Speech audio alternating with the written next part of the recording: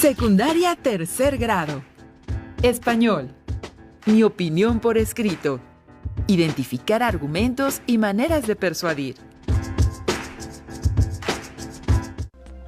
Estudiantes de tercer grado de secundaria, es un gusto acompañarlos en esta sesión de Aprende en Casa, una iniciativa de la Secretaría de Educación Pública para que mantengan el ritmo de su aprendizaje.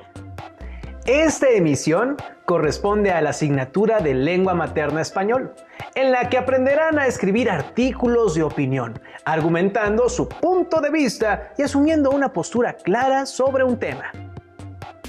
Antes de iniciar, los invitamos a registrar las ideas principales y preguntas que les surjan para que las integren a su carpeta de experiencias y más tarde la muestren a sus docentes.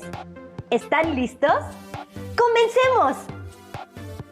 En la asignatura de español han tenido la oportunidad de analizar diversos medios de comunicación, pues forman parte de los usos cotidianos de la lengua para comunicar y mantenernos informados. Además, nos ayudan a tomar decisiones y formar nuestro punto de vista. Uno de los medios de comunicación más usuales es el periódico en su versión impresa y también en su modalidad electrónica por internet. Seguramente recuerdan que en los periódicos se plasman diversos tipos de textos periodísticos, entre los cuales se encuentran el artículo de opinión. Para revisar de manera breve este género, los invitamos a ver el siguiente video sobre las características de los artículos de opinión.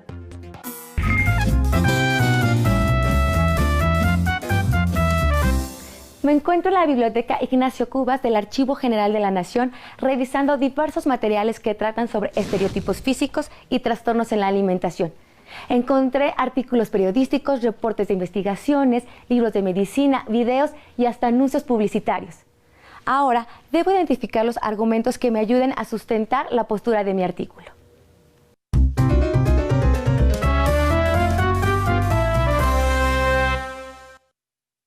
Gracias por tomar la llamada. Doctora Connie Moreno, ¿nos podría decir por qué la anorexia? ¿Por qué la anorexia? Precisamente hoy estaba pensando en artículos que he leído, en páginas sobre anorexia a las que he entrado y de lo que se habla es de lo que hacen las personas para mantenerse con un cuerpo cada vez más delgado.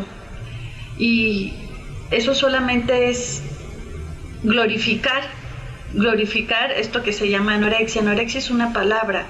Anorexia define una serie no solo de conductas, de sentimientos, y eso es lo que está atrás de la anorexia. La anorexia, entonces, lo que yo quiero expresar es, no son esas conductas alarmantes, amarillistas. La anorexia es un sufrimiento. Si existe un tratamiento, si existe una recuperación. No tiene que terminar en la muerte, no tiene que terminar en una manera de sobrevivir, de una manera lastimosa. Muchas gracias. Doctora Elizabeth. Permíteme. Sí, dime. ¿Cómo podemos identificar los argumentos? En este caso que plantea la doctora Connie Moreno. Bueno, mira, lo importante al identificar los argumentos es justamente señalar cuál es la afirmación de la cual está partiendo el autor. A esta afirmación se le llama tesis. ¿Cuál es la tesis que está manifestando la persona que expresa su opinión? Y a partir de ello, identificar los demás elementos. Los demás elementos, como te estaba yo diciendo, tienen que ver con los ejemplos, los comentarios, los testimonios, los argumentos de autoridad, los datos estadísticos. Entonces, lo que tú vas haciendo es separar estas diferentes partes del documento para que vayas identificando cuál es esta afirmación. Acuérdate que la vez anterior que nos vimos te dije que estos textos tenían como propósito persuadir al lector o al oyente, al espectador, a convencerse de una manera de ver las cosas. A esto se les llama auditorio. Todos aquellos que están presentes frente a un mensaje constituyen un auditorio. Como te decía la vez anterior, el impacto sobre el auditorio tiene que ser muy fuerte. Si la opinión es una opinión que no está solventada con buenas ideas, pues evidentemente no tiene ningún impacto. Lo que te está diciendo la señora Connie tiene que ver con la anorexia, un fenómeno particular de la alimentación que hace que las chicas quieran dejar de comer para verse muy delgadas, de acuerdo con algunos estereotipos que marcan los medios. Connie, la afirmación que te presenta es que cuando las chicas están tristes porque se sienten solas, porque no se sienten queridas, entonces abrazan el modelo en la búsqueda de ese reconocimiento. Esta es la idea principal que te presenta el texto de Connie y a partir de ello está señalando los diferentes ejemplos con los cuales está tratando de convencerte de la postura que te está presentando. ¿Cómo podemos identificar cuál es la postura de la entrevistada respecto al tema? Justamente a partir de identificar la afirmación básica. La afirmación básica siempre está en una oración simple. Acuérdate en la parte gramatical cómo identificas una oración simple. Aparece con un enunciado que inicia y termina. Y una parte importante es el tono de voz. En el radio la voz te dice todo. Tienes que fijarte en la frecuencia, en dónde detiene la voz, en dónde la estira, porque estos elementos te permiten identificar en el discurso cuál es la oración principal y por consiguiente cuál es la tesis que está manifestando la autora. Una persona que recurre a todas las conductas de restricción, de purga, de quedar vacía, de no querer sentir que su cuerpo ocupa algún espacio, lo que está diciendo sin saber que lo dice es que hay un vacío dentro de ella, de sus sentimientos, en su espíritu, que hay una sensación de que no ha sido suficientemente amada y por lo tanto no es capaz tampoco de poder amar. Doctora Elizabeth, ¿cuál es tu postura acerca de este tema? Bueno, mira, como te decía yo hace unos momentos, el tema es muy interesante. Los medios masivos desde ya bastante tiempo están promoviendo una figura que aparece en las muñequitas incluso, que determinan que la belleza femenina es exclusivamente la delgadez. Yo no creo que esto sea cierto. Sí hay mucha promoción al respecto. Últimamente te dicen que tomes agua, que para que bajes de peso, que hagas ejercicio. Yo creo que debes de tomar agua, que debes hacer ejercicio para estar saludable, para estar sana, no necesariamente para estar delgada. Esto tiene que ver mucho con las características genéticas de nuestro cuerpo y querer a fuerzas tener un cuerpo como lo marcan algunas artistas, generalmente de origen anglosajón, es forzarse a hacer lo que no se es. A mí me parece que es muy importante aprender a tomar la identidad propia y a través de esa identidad identificarnos con nosotras mismas y no necesariamente con una imagen que es ajena. A ti te podría ser muy fácil acercarte a la imagen porque eres güerita, pero en México hay muchas mujeres morenas que también son muy bellas y no necesariamente delgadas.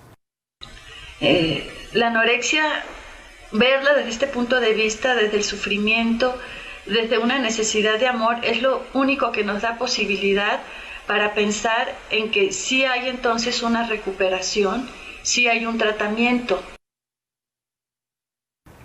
En un contexto más general, ¿qué recursos utilizan los medios para persuadir a otros acerca de su postura?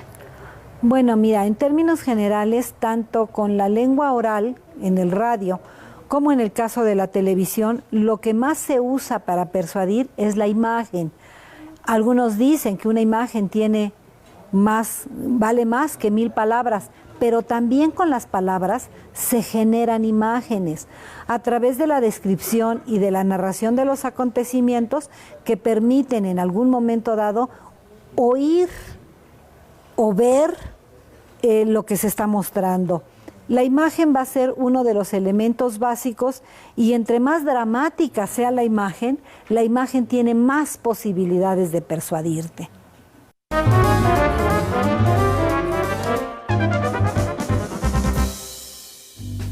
En el ámbito de la publicidad, la persuasión es un recurso común utilizado para describir hechos y se apoya por expresiones o imágenes que manifiestan una valoración afectiva de quien escribe o quien habla. Por ejemplo, respecto al tema de los estereotipos físicos y trastornos en la alimentación, los medios comentan: Mary-Kate Olsen insiste en la ropa ancha pese a su delgadez. En esta gala benéfica para niños de Nueva York, este traje de Missoni era demasiado grande para su cuerpo. Y ese accesorio negro en la frente, ¿qué estaría pensando? Scarlett ha declarado que a veces se siente gorda en comparación con las otras chicas de su edad. Quizá por ello vimos una variación en su peso en este año. He tenido días en que me siento gorda, pero acepto que nunca voy a ser delgada. A pesar de que la actriz aparentemente se acepta como es, el periodista remarca que ella quisiera ser bella, es decir, delgada en exceso. Si bien la televisión cumple con la importante función de informar, en ocasiones se convierte en una industria de conciencias que puede llegar a modificar la conducta humana. El arma del telelenguaje en televisión es la estrategia de seducción, y aunque las imágenes hablan por sí mismas, las palabras les sirven de fondo.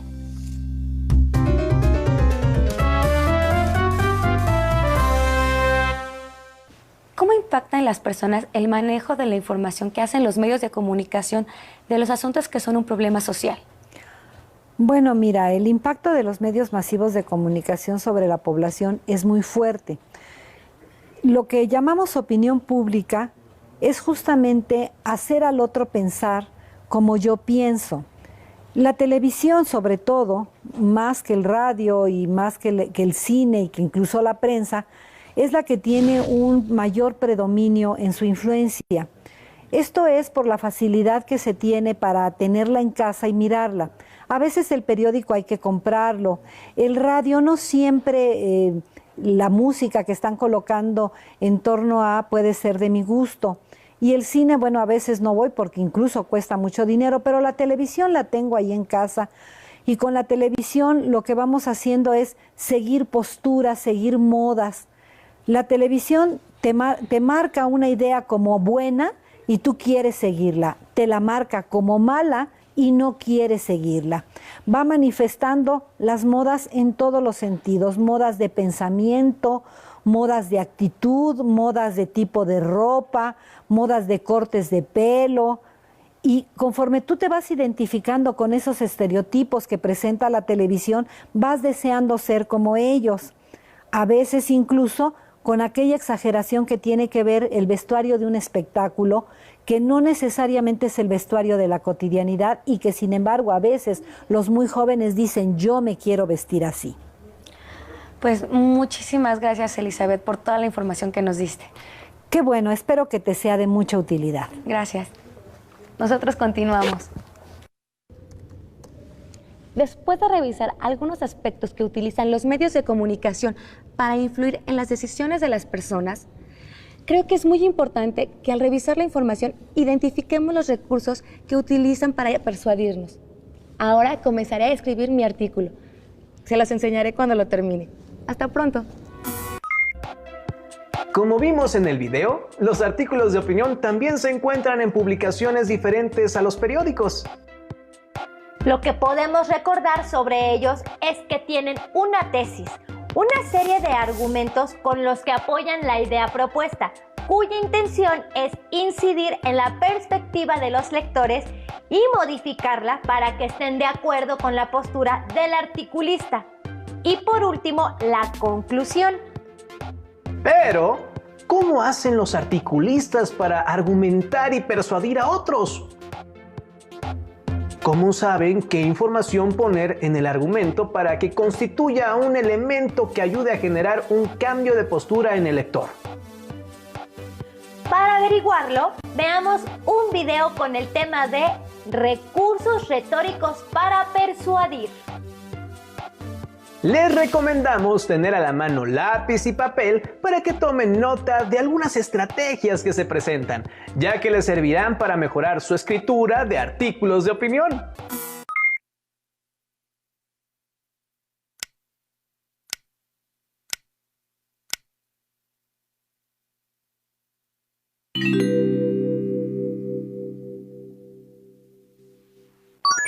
El punto, un signo que está en oraciones y textos. Su significado depende del lugar donde se encuentre.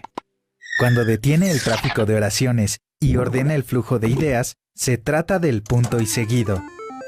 Al final del párrafo, cuando la idea no quiere continuar, se muestra el punto y aparte. Y si queda al borde del texto, entonces todo se acaba. Es el punto final. ¿Y en verdad terminó? ¿Cómo saber si la idea está inconclusa? Solo se sabrá después de estos puntos suspensivos.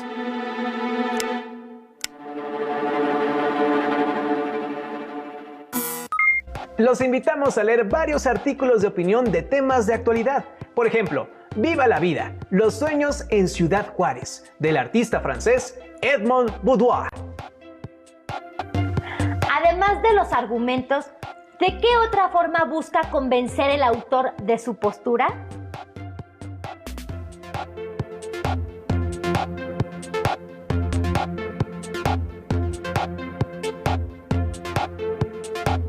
Luego de la lectura, ¿cambió tu opinión sobre el tema?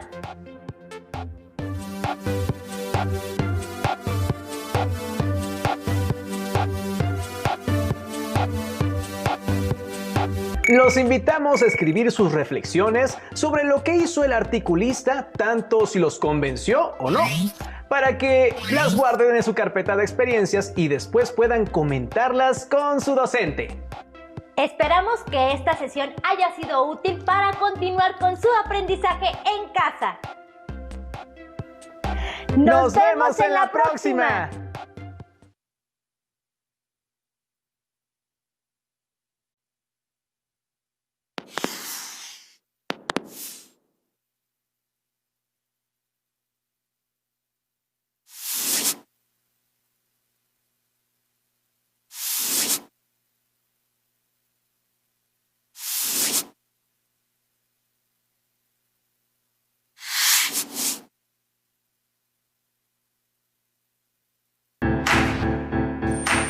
Secundaria tercer grado. Matemáticas. Giro sobre el eje. Introducir a las alumnas y los alumnos al procedimiento de construcción de cuerpos geométricos a partir de la rotación de figuras.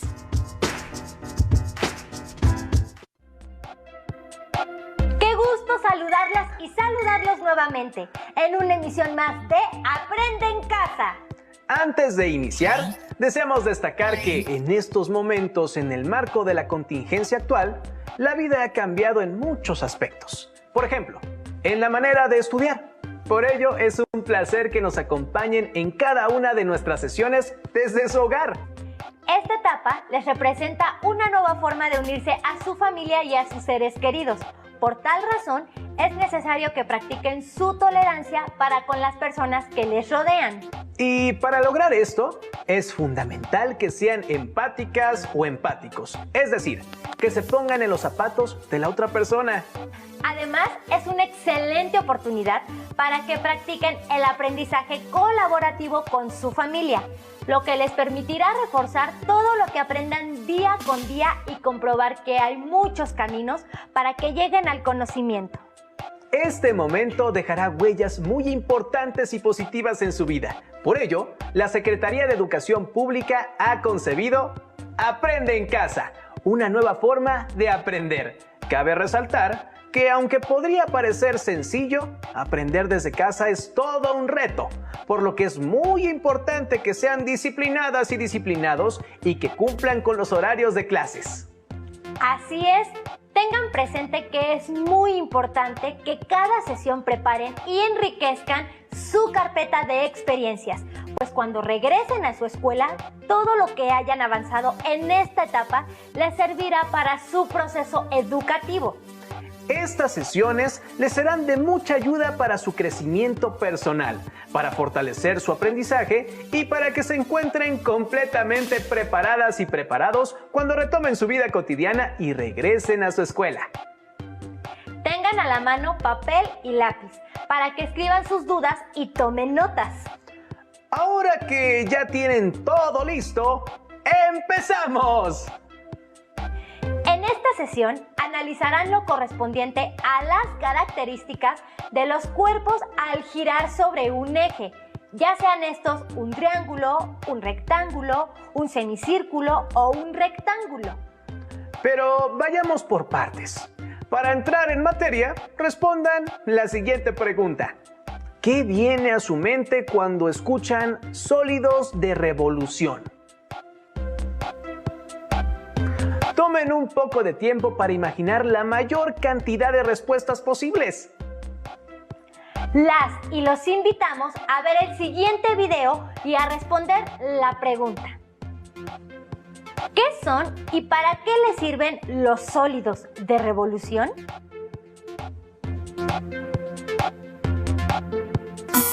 Hola, ¿qué tal? ¿Alguna vez han visto objetos moverse tan rápido que parece que forman otras figuras? Pongan atención en qué figuras se forman, ya que esto nos ayudará con un juego de adivinanzas que haremos más adelante. ¿Listos? Observen con atención cómo cada una de las figuras rota alrededor de un eje. ¿Qué figura se genera cuando los rayos de una bicicleta giran a gran velocidad? ¿Y si hacemos girar un triángulo alrededor de este eje?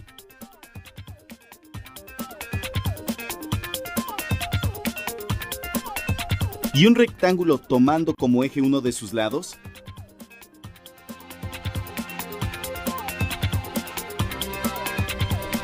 ¿Y si hacemos girar un círculo alrededor del eje que coincida con un diámetro?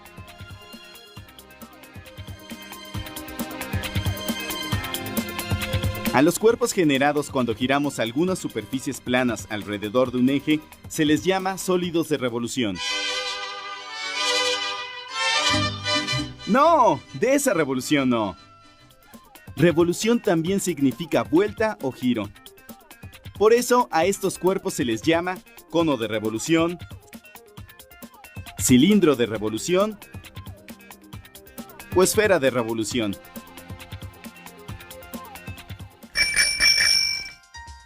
¿Has puesto atención en la antena que hay en tu escuela para recibir la señal EduSat? Cuando salgas del salón, observa con atención su forma. Es una antena parabólica. Sirve para enviar o captar ondas electromagnéticas.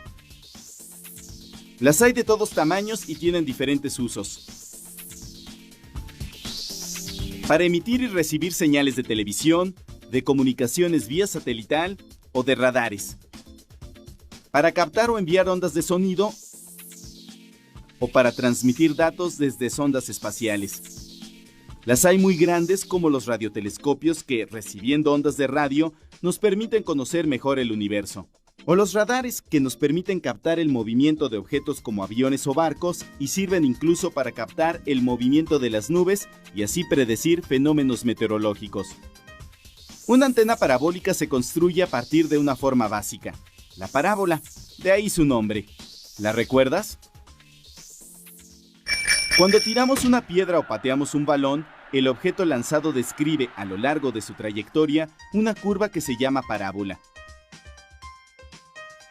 Cuando giramos la parábola sobre su eje de simetría, se genera un sólido que se llama paraboloide de revolución. Las antenas parabólicas tienen esa forma. El paraboloide de revolución tiene una propiedad muy especial. Cuando se construye una antena con esta forma, las ondas o rayos que inciden paralelos al eje de simetría se concentran en un solo punto llamado foco. Ahora sí, juguemos a adivinar qué sólido de revolución se forma cuando se giran algunas superficies planas o se giran líneas. Intenta dibujar en tu cuaderno el sólido de revolución que creas que se genere. O imagínalo muy bien para que después puedas compararlo con el que aparezca en pantalla. ¿Qué figura crees que se genere si giramos este rectángulo sobre este eje? ¿Y si cambiamos el eje de posición? ¿Será la misma figura? ¿Qué cambia? ¿Qué pasará con este triángulo? ¿Qué figura se forma? ¿Y ahora? ¿Qué esperas que suceda con una parábola? ¿Y si cambiamos el eje de rotación? Y este círculo con el eje de rotación situado en esta posición, ¿qué sólido generará?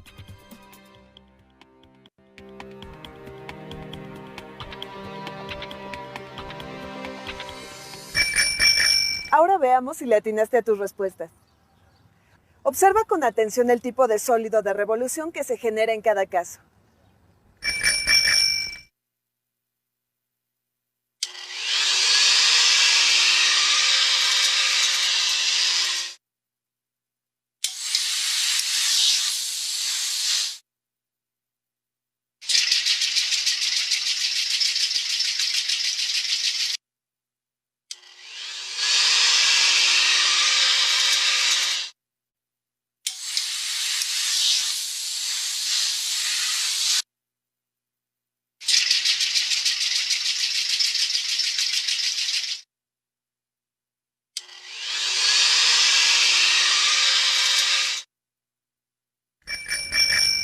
Ya vimos cómo girando figuras se pueden generar cuerpos sólidos.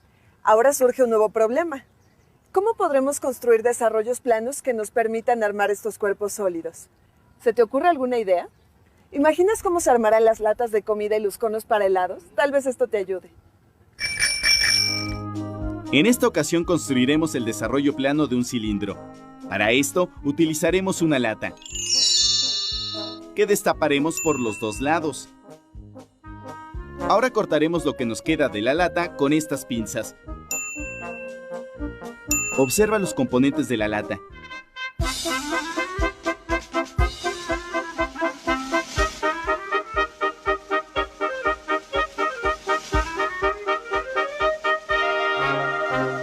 Ya sabemos qué figuras planas se necesitan para construir un cilindro. Construyamos nosotros un recipiente de forma cilíndrica. Necesitaremos cartulinas de colores, tijeras, pegamento blanco o cinta adhesiva, regla y compás. Primero trazamos dos circunferencias del mismo tamaño que constituirán la base y la tapa del cilindro.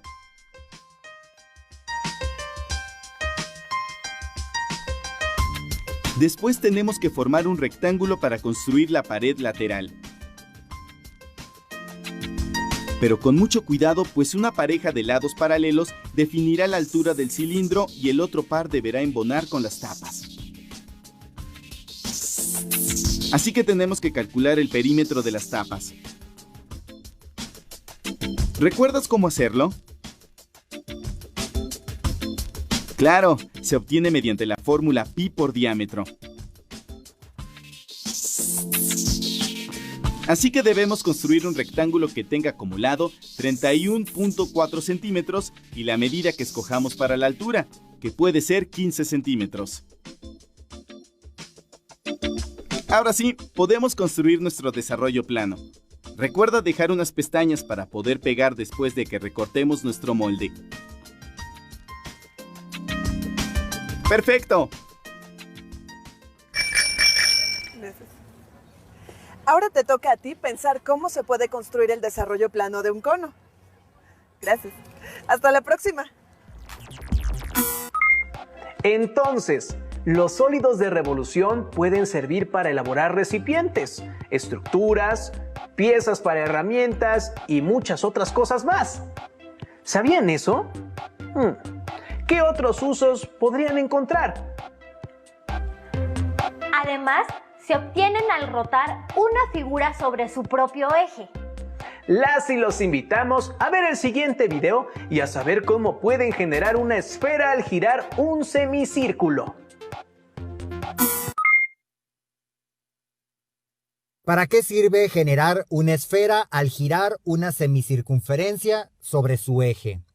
Algunas de las aplicaciones serían para la elaboración o diseño de herramientas que generan esferas. Por ejemplo, la cuchara que se usa al tomar una bola de nieve, en la creación de personajes por computadora, ya sea para videojuegos o películas, y todo aquello que tenga movimiento y utilice formas esféricas. Para generar una esfera a partir de una figura que esté rotando sobre su eje, se debe tener la mitad de una circunferencia, es decir, una semicircunferencia. También se nombra como directriz por crear el cuerpo con volumen al girar sobre una línea recta que pasa por su diámetro y se le conoce como eje de rotación.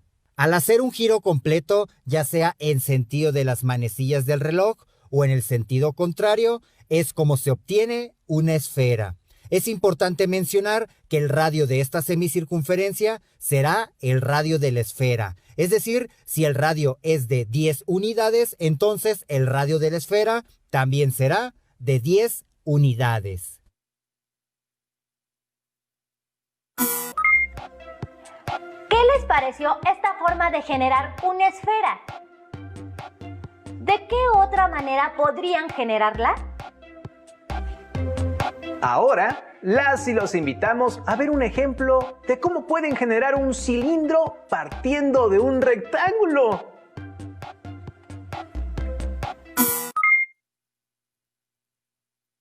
¿Para qué sirve generar un cilindro al girar un rectángulo sobre su eje? Sirve para entender y aprovechar la figura que produce este rectángulo al girar sobre su eje. Por ejemplo, máquinas que tengan movimiento generarán este cilindro si tienen una forma rectangular cuando están fijas y se pueden utilizar para hacer girar otras piezas, pulirlas o hasta elaborar recipientes en forma de cilindro utilizando este molde rectangular. Si se quiere generar un cilindro a partir de un rectángulo, se tiene que identificar el eje de rotación o giro, que por lo general es un lado del rectángulo. En este caso pasa por el lado AD y el lado del rectángulo que es paralelo al eje de rotación es la generatriz, que al momento de rotar sobre el eje darán forma al cilindro. Aunque el sentido de rotación no es importante para poder generar este cilindro, se elegirá el giro que vaya en el sentido de las manecillas del reloj. Al generar el cilindro, se observa que su radio es igual a la longitud de la base del rectángulo y la altura del cilindro es igual a la altura del rectángulo. Es decir, si se tiene un rectángulo de base igual a 3 unidades y una altura igual a 10 unidades, entonces, al hacerlo girar sobre un eje que sea paralelo a la altura de este rectángulo, generará un cilindro con radio igual a 3 unidades y una altura igual a 10 unidades. En conclusión, cuando se conocen las dimensiones de un rectángulo y su eje de rotación, al momento de hacerlo girar sobre este eje, se conocerán las dimensiones del cilindro que se genera. Luego de haber visto el video anterior, les preguntamos, ¿creen que se podría generar un cono? ¿Con qué figura podrían generarlo? ¿Qué les parece si les presentamos un video más para que lo descubran?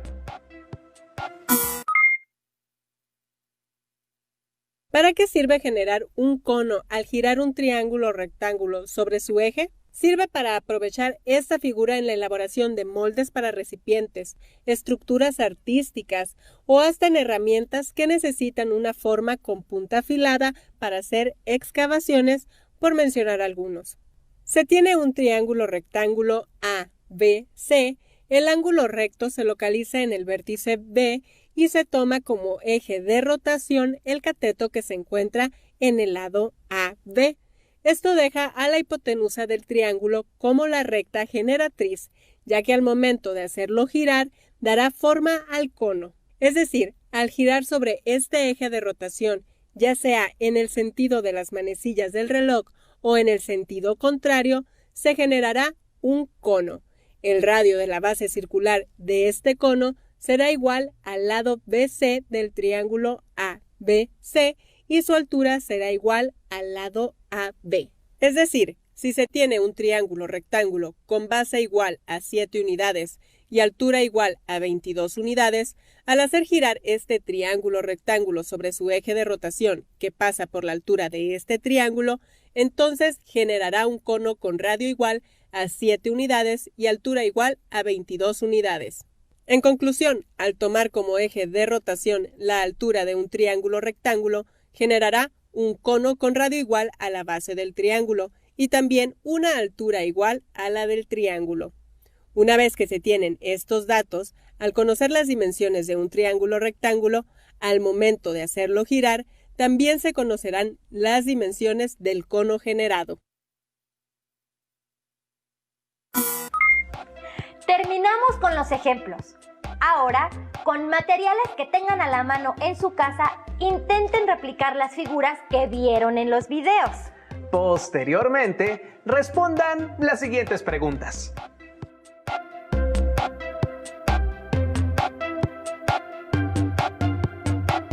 ¿Qué materiales eligieron?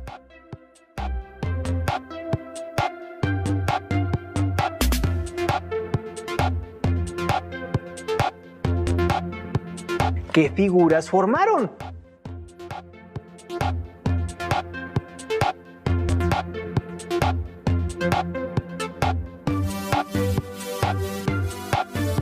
Y luego dibujen sus figuras y guarden dichos dibujos, junto con las preguntas que respondieron en su carpeta de experiencias. Cuando regresen a clases, con su docente podrán retomar el tema. Para saber más sobre formas diferentes para formar sólidos, les recomendamos leer el capítulo 10 del libro El Diablo de los Números. Tal vez sientan que es mucha información, pero siempre recuerden que la paciencia y compartir sus conocimientos con alguien más fortalecerá mucho más todo lo que aprendan. Recuerden que para reforzar, también les será de mucha ayuda tomar notas, escribir sus dudas y anotar algunos ejemplos de los temas que hayan visto en cada sesión. Tengan presente que todo esto lo podrán registrar en su carpeta de experiencias. Antes de despedirnos, queremos recordarles que en esta contingencia, en este nuevo proceso de aprendizaje, también es momento de que compartan con su familia y de que practiquen su tolerancia y su paciencia. Recuerden que si se organizan bien y generan y cumplen un plan de horarios para sus actividades, lograrán avanzar en su proceso educativo y así estarán listas y listos para retomar sus clases en su escuela. Será un gusto que nos vuelvan a sintonizar en la siguiente sesión de la asignatura de matemáticas de tercer grado de secundaria. Mientras tanto, las y los invitamos a seguir con la programación de Aprende en Casa. ¡Hasta pronto!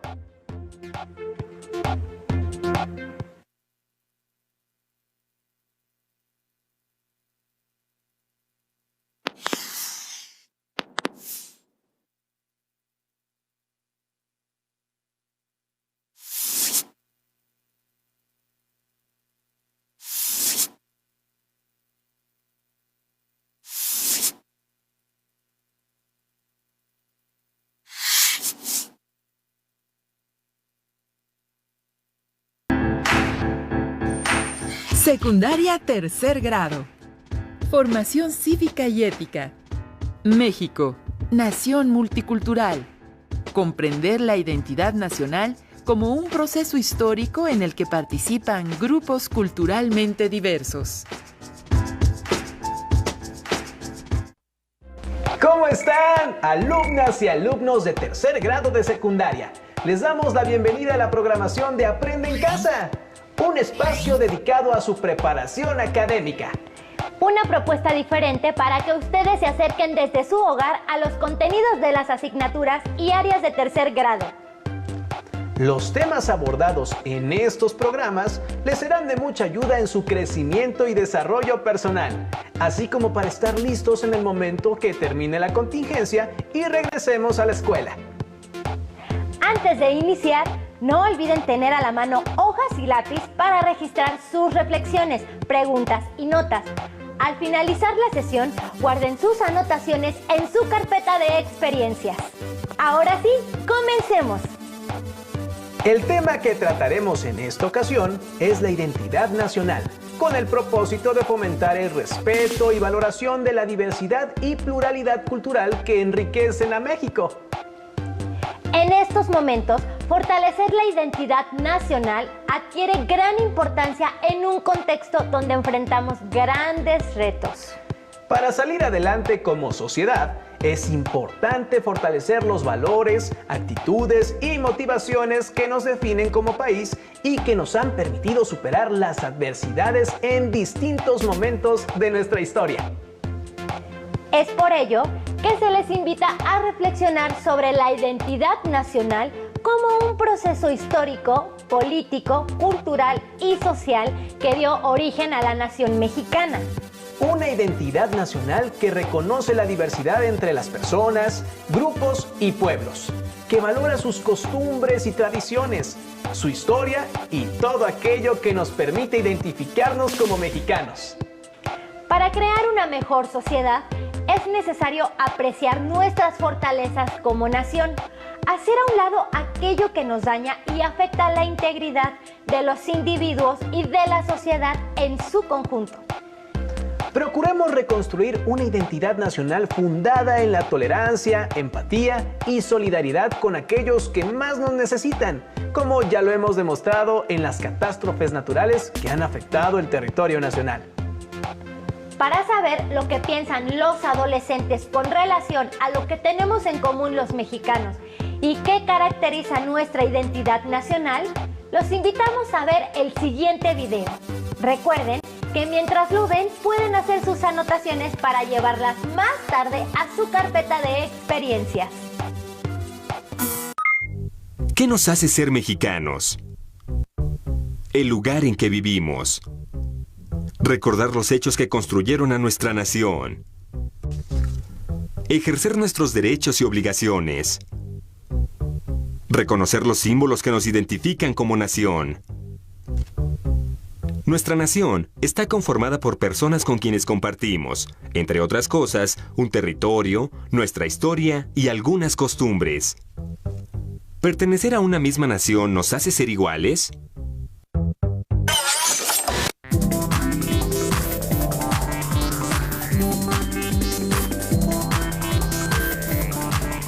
Hola, bienvenidos a este espacio de diálogo y reflexión con adolescentes inmorales. En este programa conversaremos sobre lo que implica construir una identidad como nación y analizaremos cómo sentirnos parte de un mismo país. Y para esto nos acompaña la doctora Blanca García Gutiérrez, profesora investigadora de la Universidad Autónoma Metropolitana Plantel Iztapalapa, y la maestra Evangelina Mendizábal García, coordinadora del proyecto docente México Multicultural y Sistema de Becas para Estudiantes Indígenas de la Universidad Nacional Autónoma de México. ¿Qué es para ti ser mexicano o mexicana? Esta pregunta es para ustedes, chicos.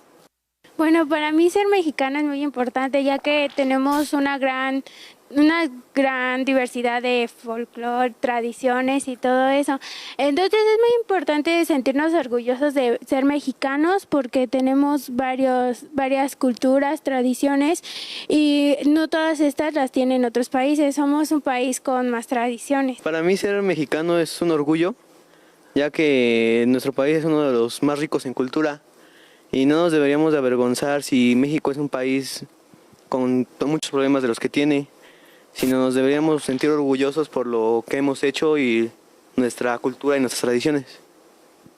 Hemos logrado muchas cosas y en vez de fijarnos en lo malo que ha pasado, sería mejor fijarnos en lo bueno que hemos hecho y lo que hemos logrado de México. Profesora, ¿somos mexicanos solo por nacer en México? ¿Qué significa formar parte de una nación? Bueno, no solamente por nacer en México somos mexicanos, pero el contenido, lo territorial, el territorio sí es sustantivo. Es decir, tienes que nacer en un territorio determinado para ser mexicano o mexicana. Mexicanos somos todos y todas aquí y en este momento lo que resalta dentro de esa complejísima identidad juvenil es que ellos se sienten orgullosos de ser mexicanos. Y ellos nos han marcado ya la pauta de hablar sobre, a pesar de lo que está sucediendo. Entonces estamos compartiendo una identidad en una situación histórica determinada. Muchas gracias.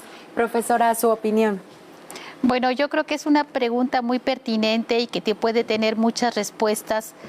Principalmente, ya escuchando a los chicos, uno vuelve a reafirmar que la dimensión histórica es importante para que nos dé una ubicación de que a partir de que conocemos por los libros de texto, por nuestra preparación en la secundaria y en la primaria, nos identificamos diferentes frente a otro.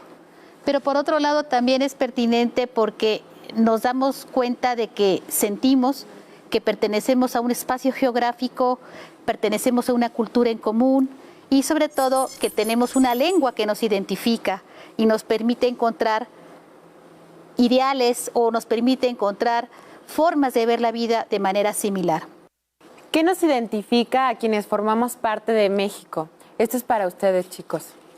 Ser mexicano es una forma de sentirnos orgullosos por nuestro país, por lo que ha pasado, por las formas que se ha levantado de tantos problemas que ha tenido como la que está pasando ahora.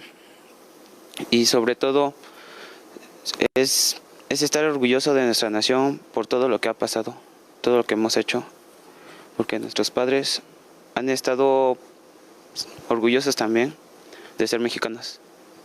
Bueno, yo creo que una identidad nacional se identifica parcialmente por las festividades que tenemos y por el amor hacia nuestro país.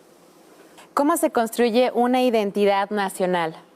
Bueno, yo creo que esa es una pregunta un poquito amplia, pero sintetizándola podríamos distinguir que todos tenemos un punto de partida desde que surgió México como nación.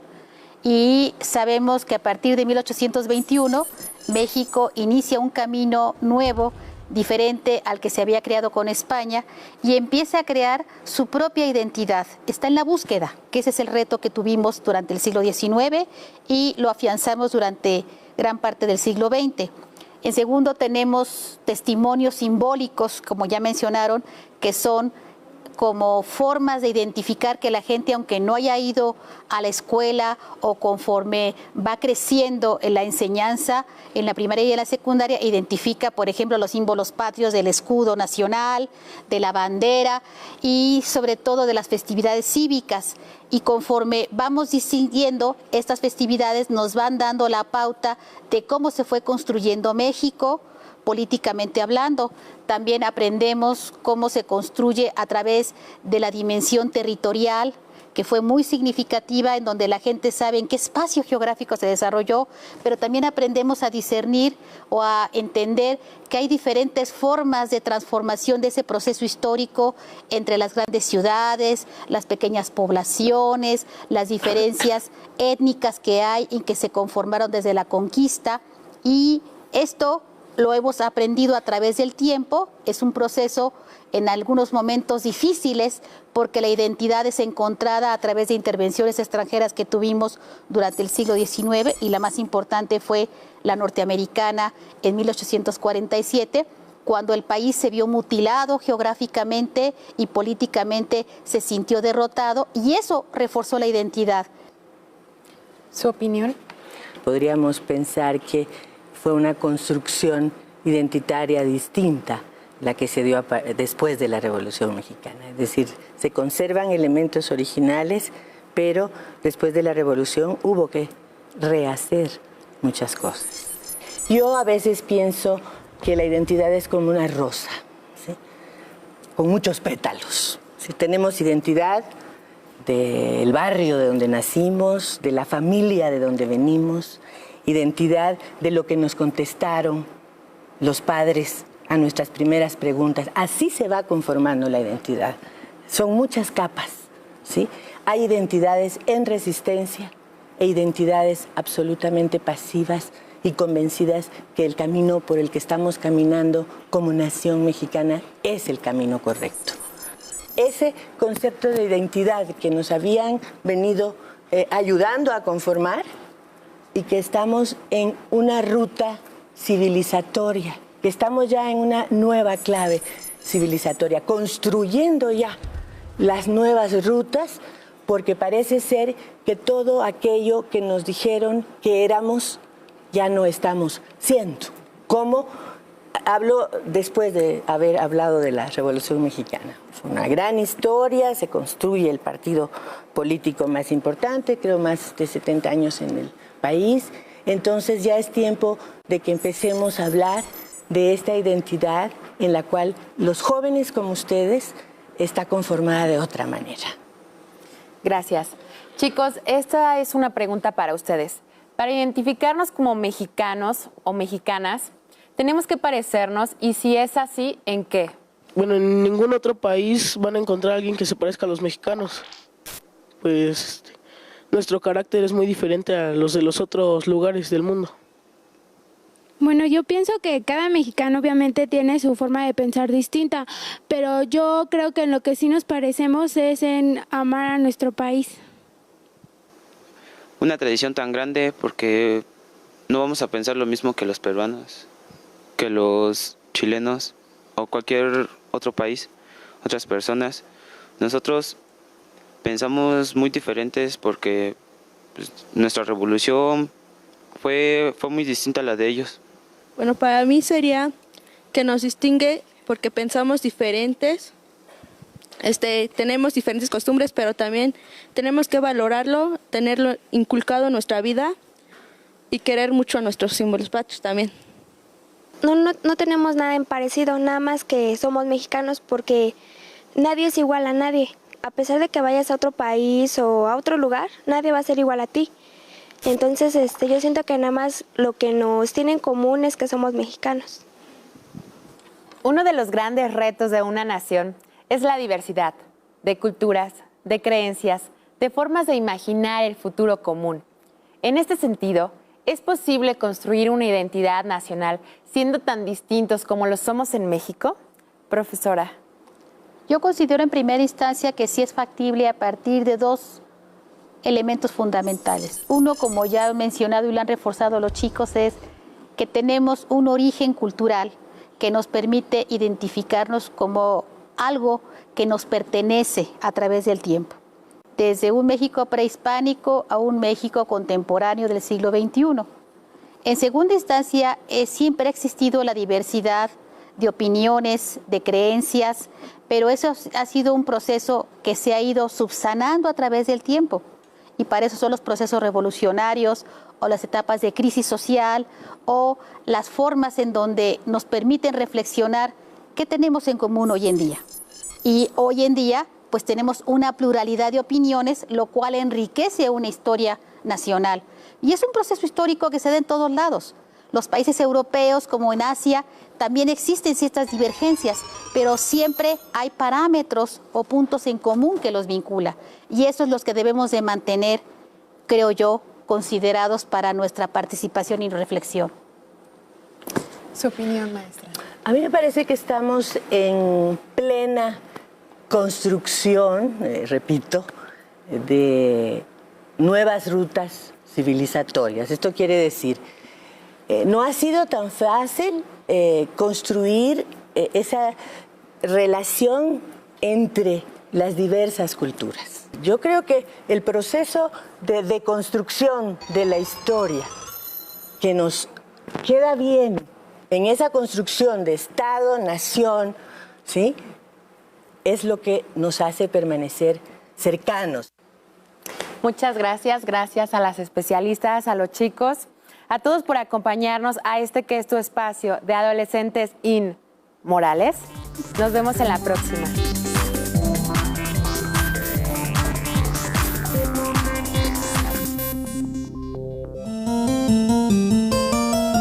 La diferencia entre paisaje y paisaje es poca, pero hay una gran diferencia entre los que lo miran.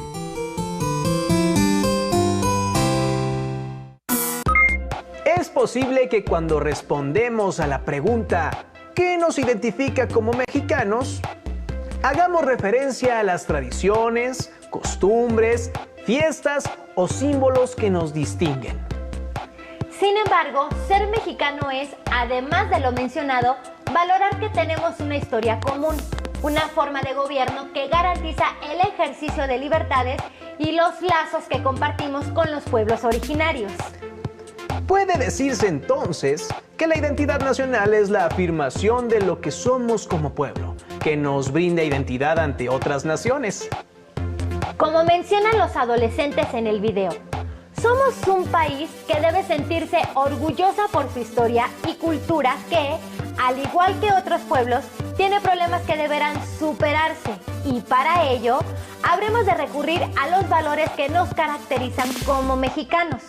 Por ejemplo, trabajar de manera colectiva para superar las adversidades o brindar ayuda a quienes más lo necesitan. Ser mexicano debe implicar sentirnos orgullosos de lo que hemos hecho, pero ello no debe ser motivo para desconocer que hay situaciones que como nación debemos superar.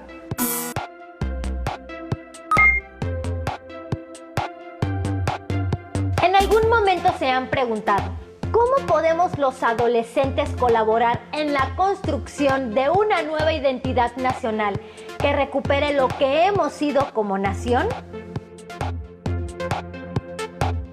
¿O cómo es posible que contribuyamos a recuperar la diversidad de las distintas formas de ser mexicano?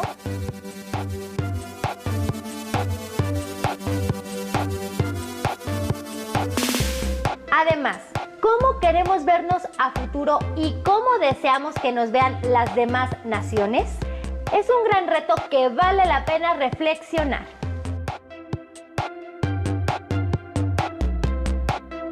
Considerando la analogía de que la identidad es como una rosa con muchos pétalos, anoten en sus hojas.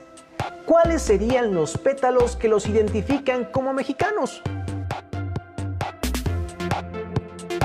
Realicen la lectura de sus respuestas a los integrantes de su familia y comenten qué aspectos destacarían de su identidad como mexicanos y aquellos que tendrían que modificar. Escriban sus conclusiones en su carpeta de experiencias, pues serán de gran utilidad para que las compartan a futuro con sus compañeras, compañeros y docentes. Además, integren todas las hojas con sus respuestas y anotaciones de esta sesión. Para conocer acerca de los derechos de los pueblos indígenas, les recomendamos leer el documento Derecho de los Pueblos Indígenas y Discriminación Étnica o Racial, publicado por el Consejo Nacional para Prevenir la Discriminación, que pueden descargar de forma gratuita en el enlace que aparece en pantalla. Antes de finalizar esta transmisión, recuerden seguir las instrucciones de las autoridades para cuidar su salud. Ha llegado la hora de despedirnos, pero pronto nos encontraremos de nuevo en la siguiente emisión de Aprende en Casa. ¡Hasta la vista!